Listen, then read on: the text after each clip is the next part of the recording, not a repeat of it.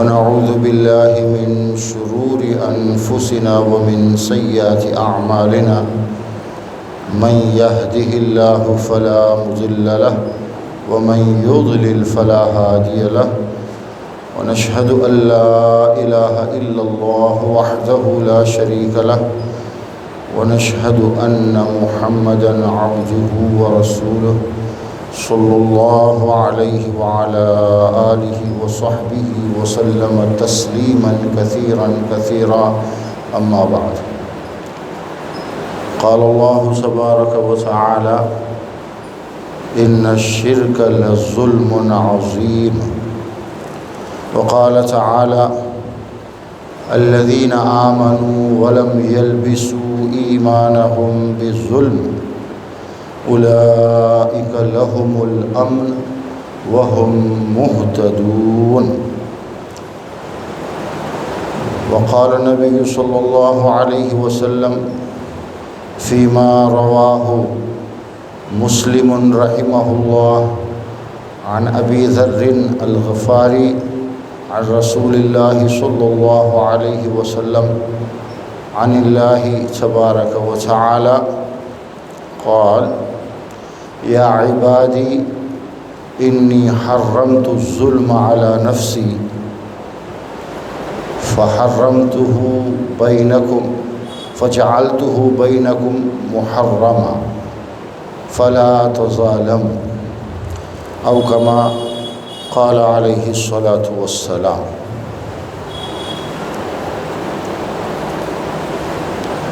حدیث قدسی جسے امام مسلم رحمۃ اللہ علیہ نے روایت کیا ہے، حضرت ابو ذر غفاری رضی اللہ عنہ اس کے راوی ہیں. یہ حدیث قدسی ہے. اللہ کے نبی یہ فرماتے ہیں کہ اللہ نے یہ فرمایا ہے. اللہ کیا فرماتا ہے؟ یا عبادی، اے میرے بندو. یہ عبد اور عباد یہ جو لفظ ہے اس کی بڑی عظیم شان ہے. کسی بھی انسان کے لیے یہ سب سے بڑا محترم لفظ ہے، شان والا لفظ ہے. اس سے بڑھ کر کوئی لفظ نہیں ہے جس سے کسی انسان کی تعریف کی جائے. اس لیے کہ اللہ نے ہم انسانوں کو اپنی عبادت کے لیے پیدا فرمایا، اور عبادت کرنے والے کو عبد کہتے ہیں. جس مقصد کے لیے اللہ نے ہمیں پیدا فرمایا اس مقصد کی طرف اشارہ کرنے والا جو نام ہے، جو لفظ ہے، وہ سب سے بڑا لفظ ہے. اسی لفظ سے اللہ نے ہمارے نبی صلی اللہ علیہ وسلم کو یاد کیا، آپ کا ذکر فرمایا. سورہ بنی اسرائیل کی پہلی آیت، اللہ نے جب ہمارے نبی کو معراج پر آسمانوں کا سفر جب کروایا تو یہی فرمایا سبحان الذی اسری بعبدہ لیلا من المسجد الحرام الی المسجد الاقصی. وہ ذات بڑی بابرکت ہے، یعنی اللہ برکتوں والا ہے، مبارک ہے، جس نے اپنے بندے کو یعنی محمد صلی اللہ علیہ وسلم کو ایک رات میں مسجد حرام سے مسجد اقصی یعنی مکے سے فلسطین کا سفر کروایا. سبحان الذی اسری بعبدہ لیلا، ایک رات میں. یہ اس وقت کی بات ہے جب تیز سواریاں نہیں تھی، نہ ٹرین، نہ فلائٹ، نہ گاڑیاں، کچھ نہیں. لوگ جو ہے اونٹوں پر، گدھوں پر اور گھوڑوں پر سفر کیا کرتے تھے یا پیدل چلتے تھے. اور مکے سے بیت المقدس ہزاروں کلومیٹر کا جو سفر ہے وہ کسی بھی طرح سے پاسبل نہیں تھا کہ ایک رات کے اندر اتنی دور سفر کیا جا سکے، اور اللہ نے کروایا۔ براق لے کر جبریل آئے، اس پر سوار ہو کر اللہ کے نبی بہت جلد مکے سے فلسطین پہنچ گئے۔ اس عظیم واقعے کی طرف اللہ نے اشارہ کیا اور یہ لفظ اللہ نے یوز کیا، سبحان الذی اسری بعبدہ۔ تو کسی بھی انسان کے لیے یہ کہنا کہ یہ اللہ کا بندہ ہے، یہ اس کے لیے سب سے تعریف والا لفظ ہے۔ اسی لیے جب صحابہ اللہ کے نبی سے یہ فرماتے تھے کہ آپ ہمارے سردار ہیں، تو اللہ کے نبی بدلے میں یہ کہ نہیں، تم یہ مت کہو سردار وغیرہ نہیں، تم یہ کہو کہ اللہ کا بندہ اور اس کا رسول۔ اللہ کا بندہ ہونا کسی بندے کے لیے، کسی انسان کے لیے سب سے بڑی شرافت ہے۔ اسی کو لے کر اللہ نے فرمایا، اے میرے بندو، انی حرمت الظلم علی نفسی، میں نے ظلم جو ہے، دورجنیم ظلم کو پہلے اپنے اوپر حرام کیا ہے۔ اللہ کسی پر ظلم نہیں کرتا ہے، اللہ نے اپنے لیے بھی ظلم کو حرام قرار دیا ہے۔ وَجَعَلْتُ بَيْنَكُمْ مُحَرَّمًا، اور تمہارے بیچ میں بھی میں نے ظلم کو حرام کیا ہے۔ سارے انسانوں کے لیے ظلم کرنا حرام ہے، یہ اللہ کا فیصلہ ہے۔ نہ وہ خود ظلم کرتا ہے اور نہ ظلم کرنے والوں کو وہ چھوڑے گا۔ ظلم بہت بڑا گناہ ہے۔ انی حرمت الظلم علی نفسی وجعلتہ بینکم محرما فلا تظالموا، چنانچہ تم ظلم مت کرو۔ ظلم موبقات میں سے ہے، یعنی ان گناہوں میں سے ایک بڑا گناہ ہے جس کی وجہ سے دوسرے اعمال اور ایمان تک ختم ہو جاتا ہے۔ ایمان کو اور دوسرے اچھے کاموں کو یہ برباد کر دیتا ہے۔ ظلم کرنے والا دنیا میں بھی اس کا مزہ چکھے گا اور آخرت میں تو ہے ہی۔ اس لیے کہ آپ نے کسی کو ستایا، کسی کو رلایا، اور آپ گھر میں جا کر سو گئے۔ آپ تو سو گئے، لیکن وہ بندہ جو تکلیف میں ہے، جسے آپ نے ستایا، وہ رات کو اللہ سے آپ کے خلاف بد دعا کر رہا ہے۔ اللہ تو سویا ہوا نہیں، وہ مظلوم جسے ستایا گیا ہے، وہ جب اللہ سے مانگتا ہے، دعا کرتا ہے، اللہ اس کی دعا فوراً قبول کرتا ہے۔ اس لیے کہ مظلوم اور اللہ کے بیچ میں کوئی پردہ نہیں ہے۔ جو ستایا ہوا ہے، جسے لوگوں نے پریشان کیا ہے، وہ جب ہاتھ اٹھا کر اللہ سے مانگتا ہے تو یہ باتیں اللہ تک ڈائریکٹ پہنچتی ہیں، اور اللہ تو ہمیشہ بندے کی دعا سنتا ہے۔ ایک آدمی ظلم کر کے سو رہا ہے اور اللہ کے یہاں اس کے سزا کا ارادہ ہو رہا ہے، چونکہ جس کو ستایا تھا اس نے خوب دعا کی اور اللہ نے اس کی دعا سن لی،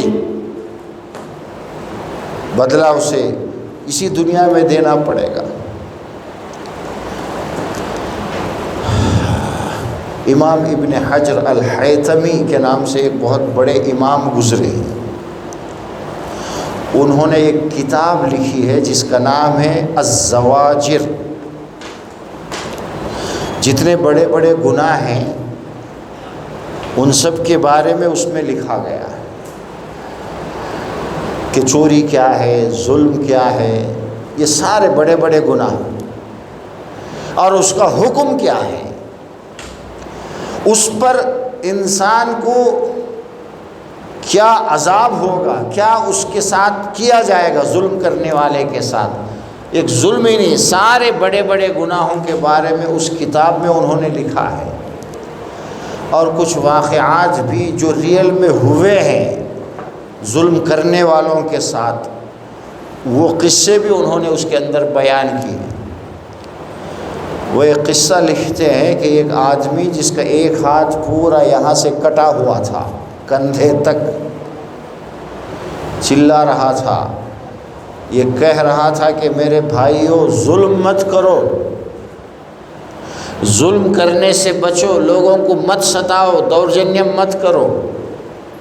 ایک آدمی ان کے قریب جا کر یہ پوچھا، آپ کے تو ہاتھ نہیں ہیں اور آپ یہ کیا کہہ رہے ہیں لوگوں سے کہ ظلم مت کرو، کیا بات ہے؟ تو اس نے کہا کہ میرا ہاتھ اچھا تھا، میں نے ایک دن ایک مسکین غریب کمزور آدمی کے پاس ایک مچھلی تھی جو میں نے زبردستی اس کو لے جا کر گھر میں پکا کر ہم کھا گئے، اور اسی وقت جب ہم نے کھا لیا تو اسی وقت جو ہے میرے ہاتھ میں درد ہونے لگا، انفیکشن۔ آج کل، اس زمانے میں تو نام نہیں تھا انفیکشن کا۔ اس وقت کے حکیموں نے، ڈاکٹروں نے یہ کہا کہ جو درد یہاں تک ہے یہاں کٹ کرو نہیں تو آگے بڑھے گا، تو پہلے اس کا ہتھیلی کٹ کیا گیا، پھر یہ بازو، پھر کونی تک پورا ہاتھ کاٹ دیا گیا۔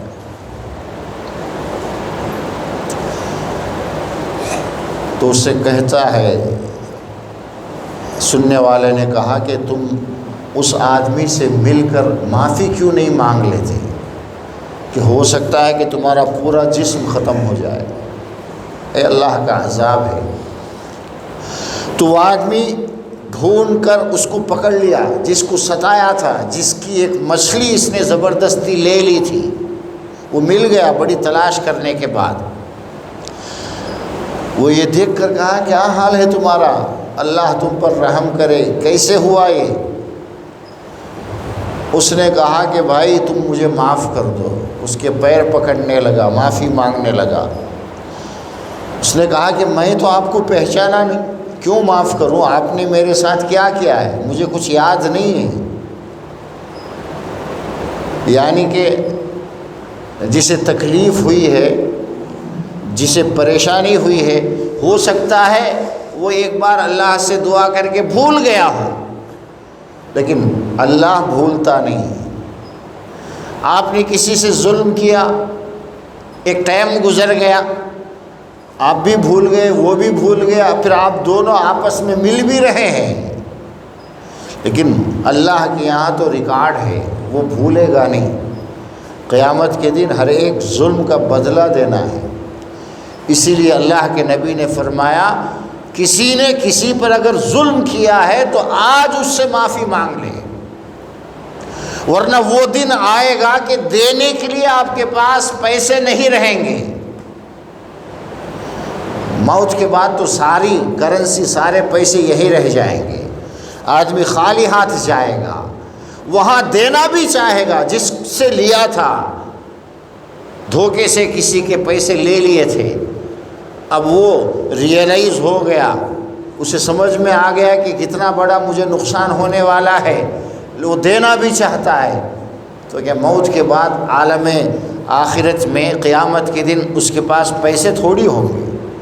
اللہ کے نبی نے فرمایا ابھی سے معافی مانگ لو، اگر مر گئے وہاں دینے کے لیے تمہارے پاس کچھ نہیں رہے گا، الا ہے کہ تمہارے جو نیک اعمال، جو تم نے محنت کر کے ثواب کمایا ہے، اس میں سے ہر اس آدمی کو دیا جائے گا جسے تم نے ستایا ہے۔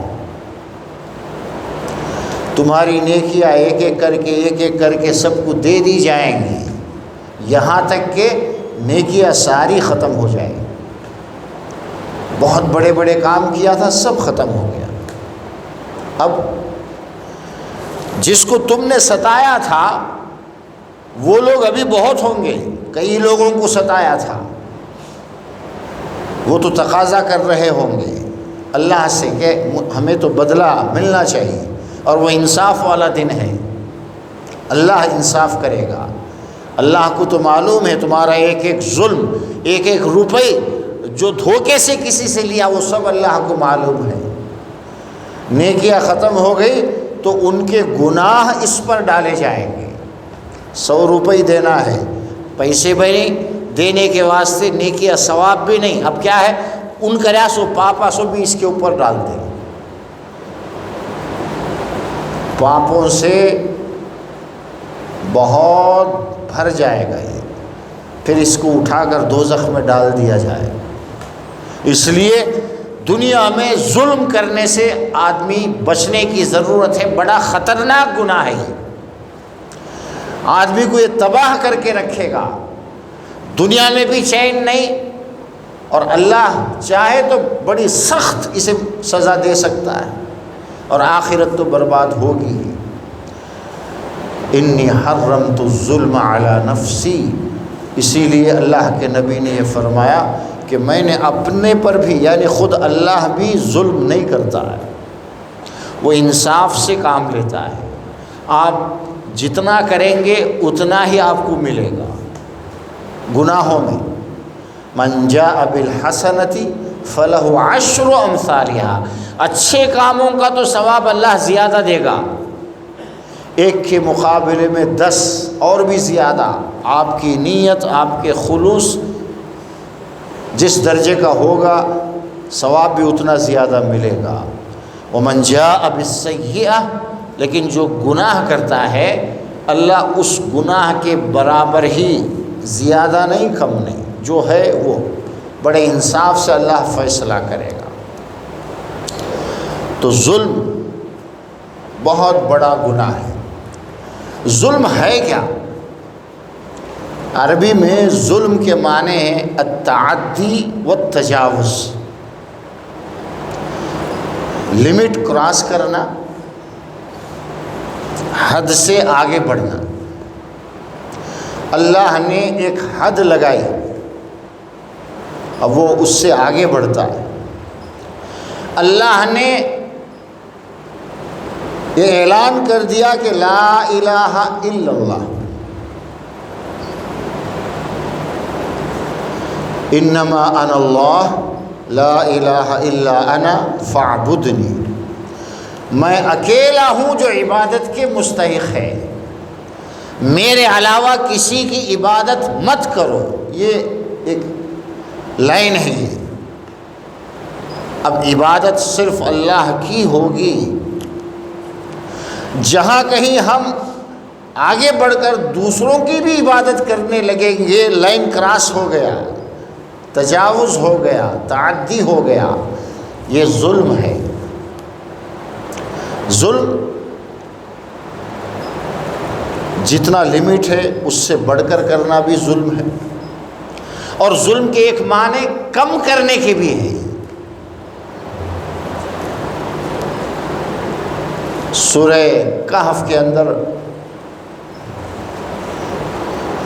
2 آدمیوں کا جو قصہ اللہ نے بیان فرمایا ہے کہ اس میں سے ایک آدمی کو اللہ نے 2 باغ دیے تھے، اور اس میں ہر طرح کے فروٹ پھل تھے، اور وہ دونوں باغ بہت پھل دیے،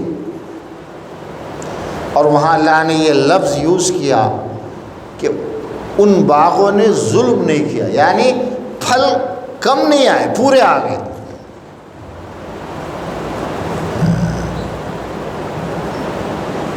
تو ایک تو زیادہ کرنے کے معنی میں بھی ہے ظلم کرنا، کسی کو ستانا، اور ایک کوئی چیز جتنا کرنا ہے اتنا نہ کرنا بھی یہ ظلم ہے، دونوں طرح کا ظلم ہے۔ اور ظلم 3 طرح کا ہوتا ہے، ظلم کے 3 اقسام ہیں۔ سب سے بڑا جو ظلم ہے وہ اللہ کے ساتھ ہے، فیما بینہ و بین اللہ، اللہ کے ساتھ ظلم کیا ہے کہ اللہ نے عبادت کو اپنے لیے خاص کیا ہے، اب عبادت کو کسی دوسرے کے لیے اگر ہم کریں گے تو یہ ظلم ہے، اور یہ ظلم سب سے بڑا ظلم ہے۔ ان الشرک لظلم عظیم، جسے ہم شرک کہتے ہیں، شرک بھی ایک ظلم ہے۔ شرک کے بارے میں سورہ لقمان میں اللہ نے فرمایا ان الشرک، بے شک شرک جو ہے وہ سب سے بڑا ظلم ہے، نمبر 1 درجے کا جرم ہے۔ الذین آمنوا ولم یلبسوا ایمانہم بظلم، جو لوگ ایمان لائے اور اس ایمان میں انہوں نے ظلم کی ملاوٹ نہیں کی، خالص ایمان ہے، ظلم نہیں ہے اس میں۔ وَلَمْ يَلْبِسُوا إِيمَانَهُمْ بِظُلْمٍ أُولَئِكَ لَهُمُ الْأَمْنُ، انہی کے لیے امن ہے، سکون ہے، گارنٹی سکون کی، اطمینان کی، ایسے ایمان والوں کے لیے ہے جن کا ایمان خالص ہو، جس میں ظلم نہ ہو۔ وَهُمْ مُهْتَدُونَ، اور ہدایت بھی انہی کو ملے گی۔ ہدایت کے لیے اور پیسفل زندگی کے لیے ایسا ایمان شرط ہے جس میں ظلم نہ ہو۔ صحابہ پریشان ہو گئے کہ جب آیت نازل ہوئی، اللہ کے نبی سے پوچھا، اے اللہ کے نبی، ہم میں سے ہر ایک تو کبھی نہ کبھی کسی نہ کسی پر اپنے اوپر ظلم کرتا ہی ہے، اور یہاں یہ بتایا جا رہا ہے کہ ظلم نہیں ہونا چاہیے، ظلم ہوگا تو اسے ہدایت نہیں ملے گی، اسے سکون نہیں ملے گا، امن نہیں ملے گا۔ تب اللہ کے نبی نے فرمایا، کیا تمہیں اللہ کے اس نیک بندے کی بات یاد نہیں ہے؟ یا بنی لا تشرک باللہ ان الشرک لظلم عظیم۔ سورہ لقمان میں حضرت لقمان علیہ السلام نے اپنے بیٹے کو وصیت کرتے ہوئے فرمایا، پہلی بات، وہ بہت زیادہ جینیس انسان تھے حضرت لقمان علیہ السلام، ان کے نام سے ایک سورہ ہے قرآن کے اندر۔ لوگوں میں اختلاف ہے کہ وہ نبی تھے یا نہیں تھے، بہرحال اللہ کے نیک بندے تھے، اللہ نے ان کو بڑی عقل، بڑی سمجھ دی تھی، تو وہ اپنے بیٹے کو بہت اچھی اچھی باتیں سکھائے ہیں، جس کا قرآن کے اندر ذکر ہے اسی سورے میں، سورہ لقمان میں 21ویں پارے میں 20/1 پارے میں یہ سورہ موجود ہے۔ شروعات انہوں نے جو کی اپنے بیٹے کو، پہلی بات جو انہوں نے سمجھایا، یا بنی لا تشرک باللہ، اے میرے بیٹے اللہ کے ساتھ شرک نہ کرنا۔ کیوں؟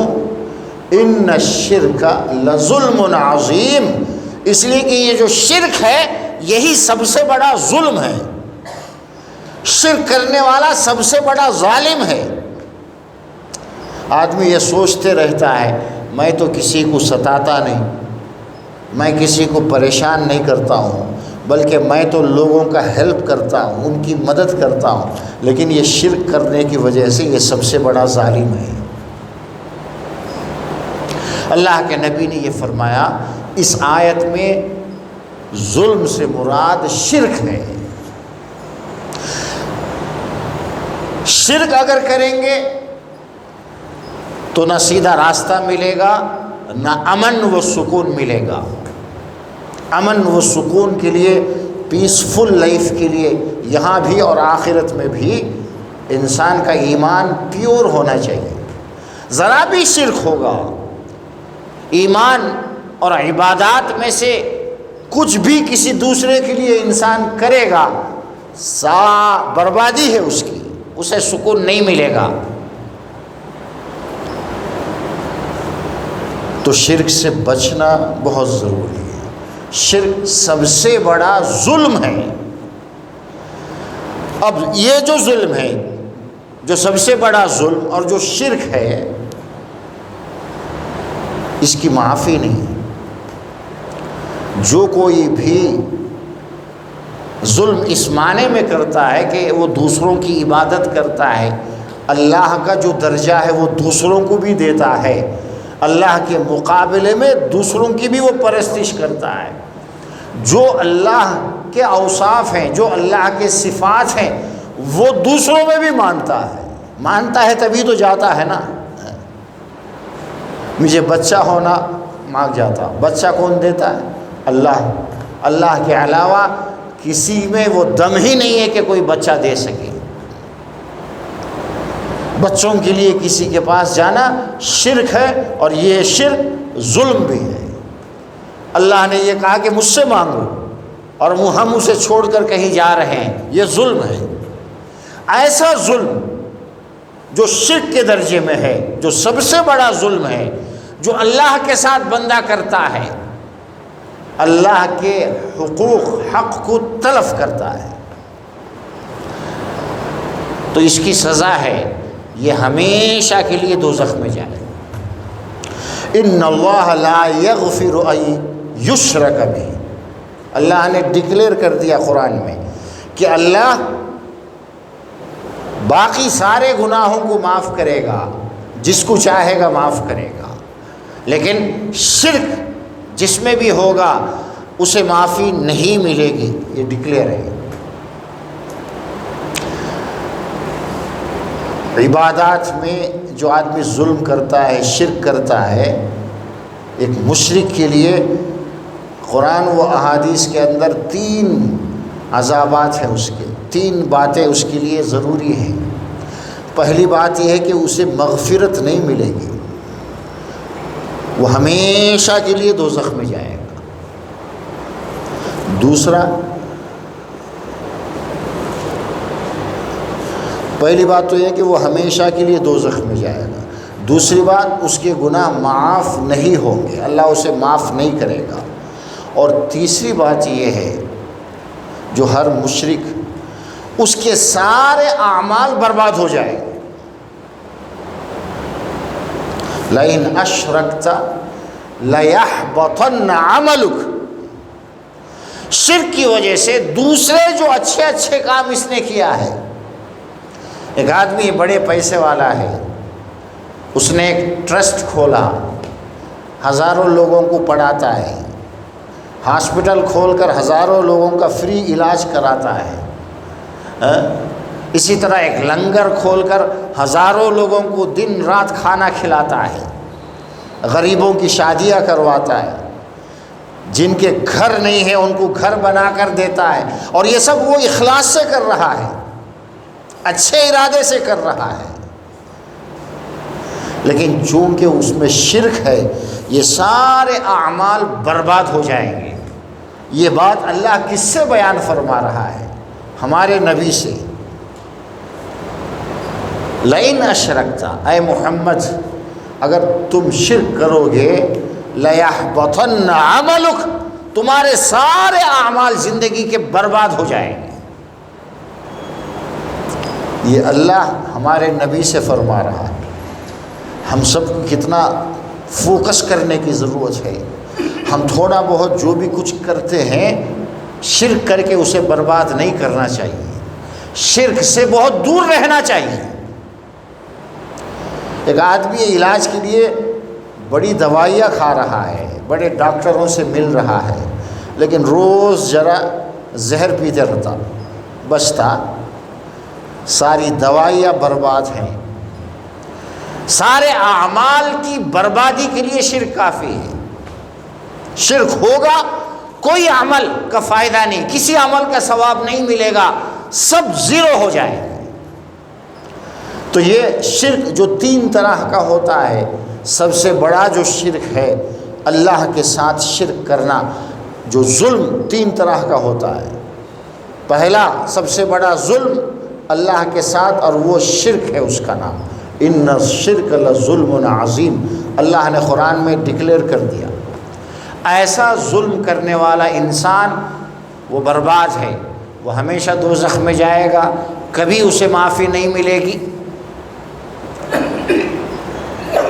شرک کے بغیر جو لوگ گناہ کرتے ہیں قیامت کے دن ان کو سزا بھی ملے گی، وہ دوزخ میں بھی جائیں گے، کچھ وقت دوزخ میں جلنے کے بعد، گزارنے کے بعد اللہ ان کو معاف کر دے گا، پھر ان کو وہاں سے نکال کر جنت میں ڈالا جائے گا۔ یہ ہے دوزخ میں جانے کے بعد معاف کرنا، لیکن یہ مشرکوں کو نہیں ملے گا۔ جو حالت شرک میں اس دنیا سے جائے گا، اب اس کی تکلیف شروع، ہمیشہ کے لیے وہ دوزخ میں۔ ایک ہی چیز ہے کہ آدمی شرک کر رہا تھا، پتہ چل گیا، اللہ سے خوب معافی مانگ کر اس نے شرک چھوڑ دیا، بس اسے نجات ہے۔ مرنے سے پہلے شرک کو سمجھ کر اسے چھوڑنا اور اللہ سے معافی مانگنا، یہی ایک ہے۔ اس کے علاوہ شرک کرتے کرتے مر جائے، چاہے کتنا بھی وہ نیک عمل کیا ہو۔ بہت سارے لوگ ہیں اپنی جہالت کی وجہ سے، غلط لوگوں کی صحبت کی وجہ سے، جھوٹے لوگوں کی وجہ، وہ جو ہے 5 وقت نماز بھی پڑھتے ہیں، رمضان کے روزے بھی رکھتے ہیں، ان میں سے بہت سارے لوگ حج پہ بھی جاتے ہیں، زکوٰۃ بھی دیتے ہیں، سارے اعمال وہ کرتے ہیں، لیکن ان کا ایمان ٹھیک نہیں ہے۔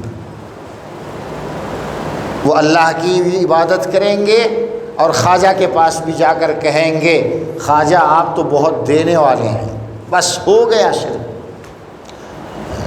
خواجہ کے دیگ کے پاس بھی جا کر اس میں کچھ ڈالیں گے کہ مجھے فائدہ ہوگا۔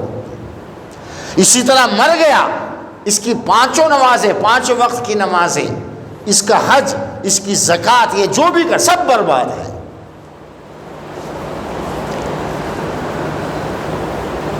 زندگی بھر تو وہ یہ سوچ رہا تھا کہ میں تو بہت اچھا مسلمان ہوں اور میری نماز پرفیکٹ ہے، میرے سب کچھ ٹھیک ہے،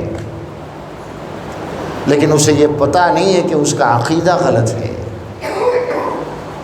وہ ایمان کے ساتھ شرک کر رہا ہے، وہ اللہ کو بھی مانتا ہے اور دوسروں کو بھی مانتا ہے۔ ماننے میں خرابی نہیں ہے، آپ اللہ کے نیک بندوں کو نیک مانیے، ان کے بارے میں اچھا گمان رکھیے۔ اللہ کے نیک، جیسے ہم صحابہ کے بارے میں ہمارا عقیدہ ہے، اعتقاد ہے، بیعت رضوان جو بیعت ہوئی تھی، اللہ کے نبی نے سارے صحابہ سے جو ایک اوپندم کیا تھا، 1000 سے بھی زیادہ صحابہ تھے، ان سب کے بارے میں قرآن میں صراحت ہے کہ اللہ ان سے خوش ہو گیا۔ ہمارا بھی عقیدہ ہے وہ سب جنت میں جائیں گے۔ اللہ کا کوئی نیک بندہ ہے، اسے نیک مانو، اس کے نیک اعمال کی وجہ سے اللہ اسے جنت دے گا، ہمارا یہ عقیدہ ہے۔ اب وہ نیک ہونے کی وجہ سے اس دنیا سے جانے کے بعد بھی وہ ہمارے لیے کچھ کر سکتا ہے اس دنیاوی زندگی میں، یہ شرک ہے، نہیں کر سکتا کوئی۔ ہمارے نبی نہیں کر سکتے تو دوسروں کی کیا بات ہے؟ اور کسی کے بارے میں یہ یقین رکھنا کہ اگر ان کو میں نے خوش کر دیا تو مجھے ہدایت مل جائے گی، مجھے سیدھا راستہ ملے گا۔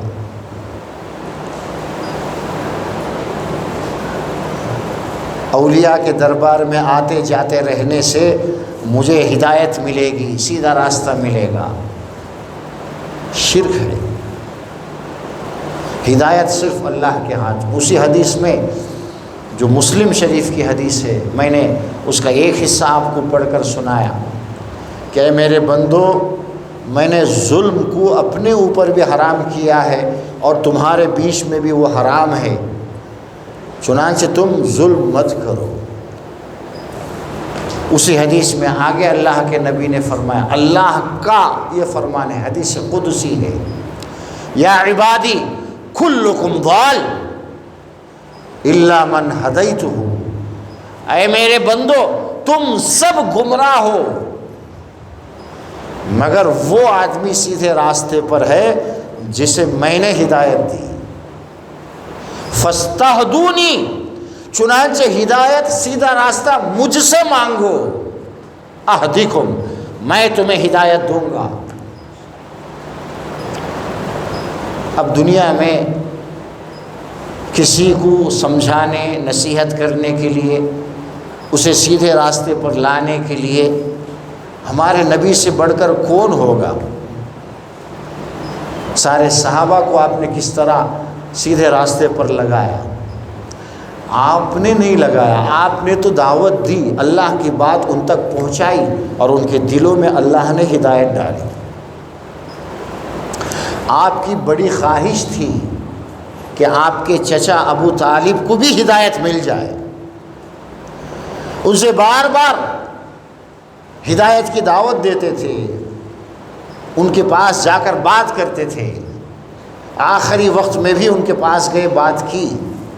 اللہ نے قرآن مجید کے اندر یہ آیت نازل فرمائی، اِنَّكَ لَا تَهْدِي مَنْ أَحْبَبْتَ، اے نبی آپ جسے چاہیں اسے ہدایت نہیں دے سکتے، وَلَكِنَّ اللَّهَ يَهْدِي مَن يَشَاءُ، لیکن اللہ ہے جو کسی کو بھی ہدایت دے سکتا ہے، جسے وہ چاہے دے سکتا ہے۔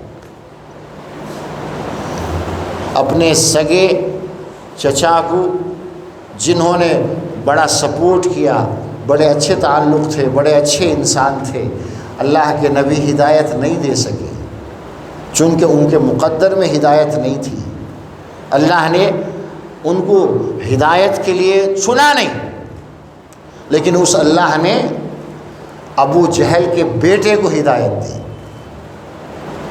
وہ ابو جہل جو زندگی بھر دشمن رہا ہمارے نبی کا، اور جب بیٹا بھی ویسے ہی تھا شروع میں، مکہ فتح ہوا تو اللہ کے نبی نے سب کو معاف کر دیا، جتنے مکے کے لوگ تھے، ستانے والے جو تھے، ان سب کو اللہ کے نبی نے معاف کیا، لیکن چند لوگوں کو کہا کہ وہ جہاں ملے ان کو قتل کر دو، ان کو معاف نہیں کیا۔ ان میں سے ایک ابو جہل کا بیٹا بھی ہے، اکرمہ، وہ آدمی جو تقریباً 20 سال تک اللہ کے نبی کا دشمن تھا اور سب سے بڑے دشمن کا بیٹا تھا، بڑی پلاننگ کرتا تھا کہ کسی طرح اللہ کے نبی کو راستے سے ہٹائیں، اور اللہ کے نبی بھی مکہ فتح ہونے پر سارے دشمنوں کو معاف کرتے ہیں، اس کے بارے میں یہ کہتے ہیں کہ وہ جہاں ملے اسے مار دو، لیکن اس کی تقدیر میں اللہ نے ہدایت لکھی تھی۔ وہ کہیں جا رہا تھا، دریا کے بھاگ رہا تھا مکہ چھوڑ کر، پھر اسے سمجھ میں آ گئی، اللہ نے ہدایت دی، اللہ کے نبی کے پاس آیا، کلمہ پڑھ کر مسلمان ہو گیا اور صحابی بن گئے۔ اکرمہ ابن ابی جہل صحابی ہیں رضی اللہ عنہ، ہم ان کا نام لیتے ہوئے یہ کہتے ہیں کہ اللہ ان سے خوش ہو جائے۔ ابو جہل کا بیٹا ہو کوئی بات نہیں ہے، مسلمان ہو گیا۔ تو ہدایت صرف اللہ کے ہاتھ میں ہے، کسی کے ہاتھ میں نہیں ہے۔ اولاد کا دینا اللہ کے ہاتھ میں، کسی کے ہاتھ میں نہیں ہے۔ جو چیزیں اللہ کے ساتھ خاص ہیں، اللہ کی صفات ہیں، ان کو کسی اور میں ماننا یہ شرک ہے۔ بہت سارے لوگ آپ کو یہ سمجھائیں گے کہ نہیں، یہ تو ولیوں سے محبت کی علامت ہے، جھوٹے ہیں، مکار ہیں، قیامت کے دن یہی ہمارے سب سے بڑے دشمن ہیں۔ بات کلیئر ہونی چاہیے، ولیوں سے کون محبت نہیں کرتا ہے؟ ہم تو ہر نماز میں ولیوں کے لیے دعا کرتے ہیں۔ صحیح ایمان والے سے بڑھ کر کون محبت کرے گا؟ ہم جب تشہد میں بیٹھ کر، اتحیات میں بیٹھ کر کہتے ہیں وَعَلَى عِبَادِ اللَّهِ الصَّالِحِينَ، اے اللہ دنیا میں جتنے بھی تیرے نیک بندے، صالح، عبد صالح۔ اللہ کے نبی جب آسمانوں میں سفر میں گئے، پہلے آسمان پر جو بھی ملے آپ سے، انہوں نے یہی کہا تھا کہ آدم علیہ السلام نے کیا کہا تھا؟ میرا نیک بیٹا، ہمارے نبی کے لیے۔ باقی نبیوں نے کیا کہا؟ ہمارے نیک بھائی، اخن صالح۔ صالح کہتے ہیں قرآن میں نیک اور ولی صفت انسان۔ اور ہم اتحیات میں کیا پڑھتے ہیں؟ السلام علینا وعلی عباد اللہ الصالحین۔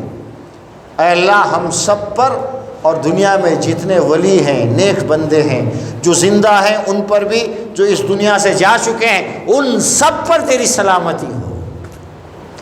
دنیا کے ایک ایک ولی کے لیے ہم دعا کرتے ہیں، جو کرنا چاہیے وہ ہم کرتے ہیں۔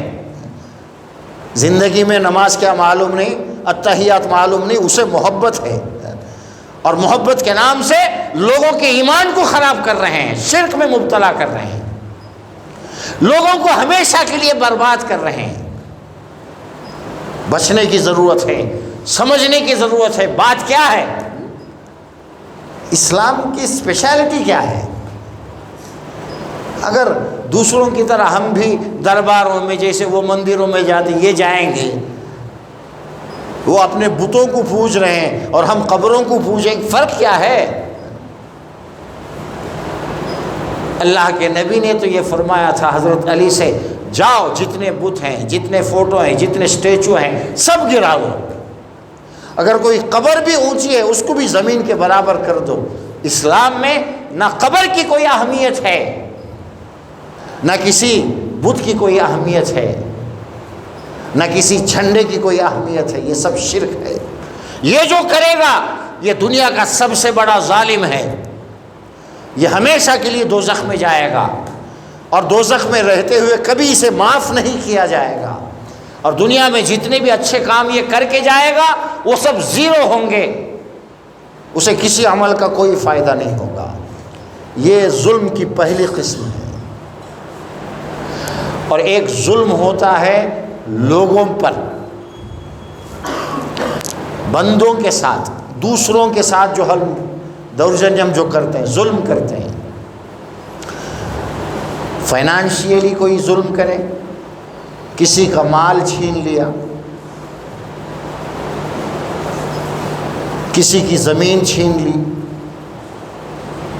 کسی پر کیس کر کے اس کی کسی آستی پر دعویٰ کر دیا۔ دنیا میں ہے، پاور ہے، لوگ ہیں، پیسے ہیں، کسی بھی پراپرٹی پر جو ہے قبضہ کرنے کے لیے تیار ہو جاتا ہے انسان، کیس جیت بھی جاتے ہیں بہت سارے لوگ۔ یہ بڑا ظلم ہے۔ کسی بھی بہانے سے کسی دوسرے کی کوئی چیز ہڑپ کرنا یہ ظلم ہے، بڑا ظلم ہے۔ عام طور پر جو کوئی زمین ہے خالی پڑی ہوئی ہے اور لوگ مسلمان جو ہے وہاں مسجد بنا لیتے ہیں، ظلم ہے، یاد رکھنا۔ جس کی وہ زمین ہے، اگر سرکاری زمین ہے، پرمیشن لے کر، جو بھی کنسرن جو اتھارٹی ہے اس سے آپ کو بات کرنا پڑے گا، پرمیشن لے کر آپ کو مسجد بنانا ہے۔ ایسے ہی بنا دیے اور بعد میں گھوم رہے ہیں اس ایم ایل اے کے پاس، اس ایم ایل اے کے پاس، کہ ہماری مسجد کو بچاؤ، چھوڑو، اسے گراؤ نہ۔ ظلم پر بنی ہے وہ مسجد۔ کس نے کہا آپ کو؟ ظلم ہم کسی پر نہیں کر سکتے ہیں، نہ کسی ویکتی پر کر سکتے ہیں، نہ کسی آرگنائزیشن پر کر سکتے ہیں۔ کہیں بھی کریں گے وہ ظلم ہے۔ فائنینشیل میٹر ہوگا تو بھی ظلم ہے، کسی کو بدنام کرنا بھی ظلم ہے، کسی کی عزت کے ساتھ کھیلنا بھی ظلم ہے۔ میرے کہنے پاور ہے نا، وہ نہیں کریا سو بھی کیا کیا کی کر کو اسے ستانا ظلم ہے۔ دوسروں کے ساتھ جب ظلم ہوگا، جسے دوسروں کے حقوق العباد اسے کہتے ہیں، اللہ اسے معاف نہیں کرے گا۔ دن ساری ظلم کرتا، رات ساری نماز پڑھتا، لوگوں کو ستاتا، نماز پڑھتے رہتا۔ نماز پڑھ کو اللہ سے دعا کر، اللہ میرے گناہوں کو معاف کر، روتا بھی بہت زیادہ۔ اس کے رونے سے، اس کا توبہ کرنے سے، اس کی نمازیں پڑھنے سے یہ جو ظلم کرتا ہے وہ معاف نہیں ہوگا۔ وہ اسی وقت معاف ہوگا جب وہ آدمی خود معاف کرے آپ کو جس پر آپ نے ظلم کیا ہے۔ اسی لیے اللہ کے نبی نے فرمایا، اگر تمہارا کسی پر ظلم ہے، تم نے کسی کو ستایا ہے، ظلم کیا ہے، آج ہی اس سے معافی مانگو، الیوم، آج، اس لیے کہ بغیر معافی مانگے اس دنیا سے چلے گئے تو قیامت کے دن بڑا نقصان ہونے والا ہے۔ وہاں تو دینے کے لیے پیسے نہیں رہیں گے، زندہ بھی ایک آدمی ہے شرک سے بھی بچ کر اور سارے دوسرے اچھے کام کر کے بڑا ثواب کما کر گیا، اور قیامت کے دن اللہ نے اس کے اعمال کا حساب لیا، ایمان بھی ٹھیک ہے، نماز بھی ٹھیک ہے، سب ٹھیک ہے، اس سے کہا گیا کہ ٹھیک ہے تو جنت میں جا، جنت میں جا رہا ہے، جنت بہت قریب ہے۔ اب اس نے جس کو ستایا تھا وہ آ کر کھڑا ہوگا اور اللہ سے کہے گا یہ مجھے بدلہ دیے بغیر کیسے جنت میں جا سکتا ہے؟ اس نے مجھے ایک دن ستایا تھا، اے اللہ آج مجھے بدلہ دلا۔ اب اسے روک لیا جائے گا، صحیح ایمان بھی ہے، سب کچھ ہے، لیکن لوگوں کو ستایا تھا، لوگوں کے مظالم اس کے پاس ہے، بہت سارے لوگوں کو ستایا تھا۔ اب اسے قید کیا جائے گا، جنت میں جانے سے پہلے روک کر اس کو انتظار کرنا پڑے گا۔ کتنا ٹائم اللہ کو معلوم ہے۔ جب آگے والا اس کو جب تک معاف نہیں کرے گا، یہ دوزخ سے تو بچ گیا لیکن ابھی جنت میں انٹری نہیں ہو سکتی جب تک کہ وہ لوگ اس کو معاف نہ کریں۔ کتنا وقت لگے گا، پھر اللہ کو اس پر رحم آئے، ان لوگوں کے دلوں میں بات ڈال دے، وہ اس کو معاف کر دے، تب جنت میں جائے گا۔ آپ کو ٹکٹ مل گیا ہے لیکن راستے میں آپ کو روکا جائے تو کتنا آپ کو تکلیف ہوتی ہے، تھوڑی دیر کے لیے بھی رکنا بڑا مشکل ہے، لیکن ظلم کا بدلہ حساب قیامت کے دن دینا پڑے گا، اس کے بغیر آگے گزر نہیں سکتے ہیں۔ یہ مظالم لوگوں کے ساتھ ہے، جب تک اس آدمی سے مل کر آپ معافی نہیں مانگیں گے وہ آپ کو معاف نہیں کرے گا، اس کا گناہ آپ کے اوپر باقی رہے گا اور اس کا بدلہ دینا پڑے گا قیامت کے دن۔ ظلم سب سے بڑا اللہ کے ساتھ ہے، جو اللہ کے ساتھ اس کے حقوق میں، اس کی عبادت میں ظلم کرتا ہے وہ تو ہمیشہ کے لیے دوزخ میں جائے گا۔ جو دوسرے لوگوں کے ساتھ ظلم کرتا ہے وہ بیچ میں رہے گا، اگر اچھا انسان ہے تو جب تک وہ معاف نہیں کریں گے اللہ بھی اسے معاف نہیں کرے گا۔ یہ دوسرا ظلم ہے۔ تیسرا ایک ظلم ہے جو آدمی اپنے اوپر کرتا ہے۔ ہم اپنے اوپر بھی ظلم کرتے ہیں۔ ہم نماز میں دعا پڑھتے ہیں نا، دعائے معصورہ، اللہم انی ظلمت نفسی ظلما کثیرا۔ اس کا کیا مطلب ہے؟ اللہ نے ہمیں نماز پڑھنے کا حکم دیا، اب ہمیں نماز پڑھنا ہے۔ نماز میں ہمارا پورا بدن جو کچھ کرنا ہے اسے ٹھیک سے کرنا ہے، رکوع ہمارا ٹھیک سے ہونا چاہیے، قرات بھی صحیح ہونی چاہیے، رکوع میں جو پڑھنا ہے وہ بھی ٹھیک، پوری نماز ہماری ٹھیک سے ہونی چاہیے، یہ ہماری ذمہ داری ہے۔ اب ہم نے سیکھا نہیں، ہماری نماز میں کوتاہی ہے، تو یہ ہمارا اپنے اوپر ظلم ہے۔ پاما کیم رکھنا ہے کہ ہم نے سیکھا نہیں، کیم پڑھا وہ ہم رکھتے، پاما کا قصور نہیں، ان پاموں پر ہمارا ظلم ہے۔ ہمیں سیکھنا چاہیے، اپنے جسم کو ٹھیک رکھنے کی ذمہ داری ہماری ہے، اپنے جسم کو گناہوں سے روکنے کی ذمہ داری ہماری ہے۔ ہمارے سے گناہ ہوتے ہیں، اس کا مطلب یہ ہے کہ ہم نے اپنی ذمہ داری، ہماری جو رسپانسبلٹی ہے اسے پورا نہیں کیا، اس کا مطلب یہ ہے کہ ہم نے ظلم کیا ہے۔ ہم خود اپنے اوپر ظلم کرتے ہیں، وہ کیسے؟ گناہ کر کے، زبان جھوٹ نہیں بولنا چاہیے۔ ہماری یہ ذمہ داری ہے کہ ہم اپنی زبان کو جھوٹ بولنے سے روکیں، کنٹرول میں رکھیں۔ کوئی جھوٹ بولتا ہے، اس کی زبان بار بار جھوٹ بولتی ہے، تو اب وہ بندہ ظالم ہے، ظلم کیا اس نے، زبان کو اس نے روکا نہیں، اور زبان لمٹ کراس کرتی ہے، بار بار جھوٹ بولتی ہے، تو یہ اپنے اوپر بھی ظلم کرتا ہے۔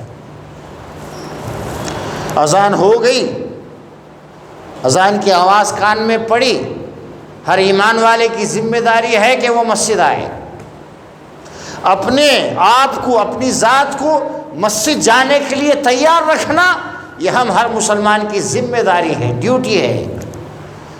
اگر اس میں کوئی کمزور ہے، مسجد آتا نہیں ہے، بیٹھا رہتا ہے، تو اس گویا کہ ہم نے اپنے اوپر ظلم کیا ہے، یہ ہمارا ظلم ہے کہ ہم نے اپنے آپ کو تیار نہیں کیا ہے۔ ہماری سب سے بڑی ذمہ داری، ہم مسلمان ہیں۔ مسلم کسے کہتے ہیں؟ جو اللہ کے حکم کو پوری طرح سے مانے، اپنی ذات کو اس کے حوالے کر دے۔ اللہ کے حکموں کو ماننے میں اگر کمزور ہے، اس کا مطلب یہ ہے کہ اس نے اپنی ڈیوٹی پوری نہیں کی، یہ اپنے آپ پر اس نے ظلم کیا ہے۔ تو بندہ سب سے زیادہ اپنے اوپر ظلم کرتا ہے۔ وَنَفْسٍ وَمَا سَوَّاهَا فَأَلْهَمَهَا فُجُورَهَا وَتَقْوَاهَا۔ اللہ نے انسان ہم کو بنایا، اور صحیح کیا ہے غلط کیا ہے دونوں بتایا، اور یہ حکم دیا کہ تم اپنے نفس کو پاکیزہ رکھو۔ نفس کی پاکیزگی، گندگیوں سے، گناہوں سے بچانا، یہ ذمہ داری ہماری ہے، اللہ نے ہمیں یہ ذمہ داری دی۔ اب کوئی اس ذمہ داری میں کمزور ہے، وہ گناہ کرتا ہے، بار بار گناہ کرتا ہے، اس کا مطلب یہ ہے کہ وہ بار بار ظلم کر رہا ہے۔ یہ جو ظلم ہے، یہ اللہ کی مرضی، آپ نے معافی مانگی، اللہ کی مرضی ہے، وہ جسے چاہے معاف کر دے، اور جسے چاہے کسی بھی گناہ پر وہ پکڑ بھی سکتا ہے۔ یہ تیسرے نمبر کا جو ظلم ہے تو یہ ظلم، لیکن دوسرے اور پہلے نمبر کے ظلم سے تھوڑا سا ہلکا ہے۔ ہلکے کا یہ مطلب نہیں ہے کہ یہ بھی حرام ہے، یہ بھی موبقات میں سے ہے، جو آپ کے ایمان کو اور آپ کی زندگی کو، آپ کے آخرت کو تباہ و برباد کرنے کے لیے کافی ہے۔ ظلم سے بچنے کی ضرورت ہے، لیکن آدمی اپنے اوپر جو ظلم کرتا ہے، اس کے اور اللہ کے بیچ کا معاملہ ہے، اور اللہ کو رحم آ گیا تو معاف کر سکتا ہے۔ لیکن جو دوسرا جو ظلم ہے، دوسرا انوالو ہو جائیں گے اس میں، جب تک وہ معاف نہیں کریں گے آپ کو معافی نہیں ملے گی، آپ کو انتظار کرنا پڑے گا، لمبا انتظار ہے۔